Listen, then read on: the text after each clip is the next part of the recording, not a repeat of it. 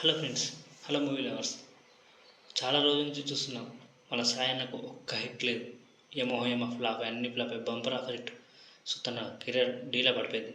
కానీ ఇప్పుడు ఊపందుకున్నాడు ఒక కథనం ప్రకారం. సో ఒక పథకం ప్రకారం ఈ సినిమా గురించి మనం ఈరోజు మాట్లాడుకుందాం రివ్యూ. సో ఈరోజు మనం మాట్లాడుకున్నది ఒక పథకం ప్రకారం సినిమా గురించి. సాయిరామ్ శంకర్ హీరోగా వచ్చిన ఈ సినిమా ఎలా ఉందో చూద్దాం. సో స్టోరీ విషయానికి వస్తే, సిద్ధార్థ్ నీలకంఠ సాయి రామ్ శంకర్ ఒక పబ్లిక్ ప్రాసిక్యూటర్గా అతని జీవితం అంతా ఒక రకమైన స్ట్రాటజీతో నిండిపోతుంది. అతని భార్య సీత, ఆశ్రమ నర్వాల్ అదృశ్యమైన తర్వాత అతను డ్రగ్స్ అడెక్ట్ అవుతాడు. అతని స్నేహితురాలు దివ్య బిగ్ బాస్ బాన్ క్రూరమైన హత్యకు గురవుతుంది. ఇక్కడే కథకు ట్విస్ట్ వస్తుంది. ఏసీపీ రఘురాం సముద్రకని సిద్ధార్థను ప్రధాన నిందితుడిగా గుర్తిస్తాడు. కోర్టులో అతని మీద కేసు నడుపుతారు.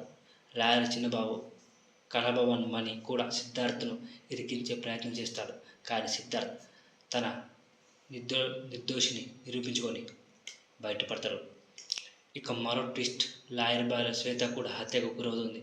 ఇక్కడే ఏసీబీ కవిత సిద్ధార్థ్పై అనుమానాలు పెంచుతుంది. అసలు ఈ వరుస హత్యల వెనుక ఎవరున్నారు, ఎందుకు చేస్తున్నారు, సిద్ధార్థను ఎందుకు ఇరికించే ప్రయత్నం చేస్తున్నారు అన్న ప్రశ్నలకు జవాబు తెలుసుకోవాలంటే మీరు థియేటర్కి వెళ్ళాల్సిందే. సినిమా ఇలా ఉంది. మలయాళ దర్శకుడు అంటేనే నెక్స్ట్ లెవెల్. సో తెలుగులో సినిమా తీస్తున్నా అంటేనే అందరికీ అంచనాలు ఉంటాయి. ఇక్కడ కూడా అదే జరిగింది. ఇంటర్వ్యూలో వీళ్ళని ఎవరు కనిపెట్టండి, 10,000 ఇస్తామని ఆమె పెట్టడంతో ఆడియన్స్లో క్యూరియాసిటీ జరిగింది. అయితే సో ఇక క్రైమ్ థ్రిల్లర్ అయినందున ట్విస్ట్ మరియు టర్న్ ఎక్కువగా ఉంటాయి. కానీ కొన్ని చోట్ల లాజిక్ మిస్ అవుతుంది. ఫస్ట్ హాఫ్ కొంచెం స్లోగా ఉంటే సెకండ్ హాఫ్లో కథ పేస్ పికప్ చేస్తుంది. క్లైమాక్స్ కొంచెం సాగదీసిగా అనిపించిన మొత్తం మీద సినిమా ఎంగేజ్గా ఉంటుంది. సో గోపిసుందర్ నెక్స్ట్ లెవెల్లో మ్యూజిక్ అందించాడు.